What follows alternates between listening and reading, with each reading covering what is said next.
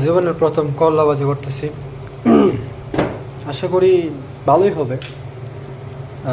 আমার রেসিপিটা হচ্ছে গিয়া একটা কি বলেন এইটারে, তেজপাতা দিলাম, করলাগুলো একসাথে, কাঁচামরিচ, তারপর পেঁয়াজ আর রসুন একসাথে দিয়া ধুইয়া, ইচ্ছা মতো ধুইছি, কসলা ধুইছি, ধুইয়া লবণ দিয়া একটু বেশি করে তেল দিয়ে ছেড়ে দিছি।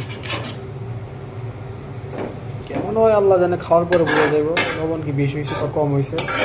আর করলা তো কাঁচায় খাওয়া যায়, এগুলা না হয় একটু বাজ্যা হয়েছে আর কি। আর ভাত বসাইছি, 1 ঘন্টা হয়েছে, এমন কিছু হয়নি। যাই হোক, কি বলে না, একলাই খাবো।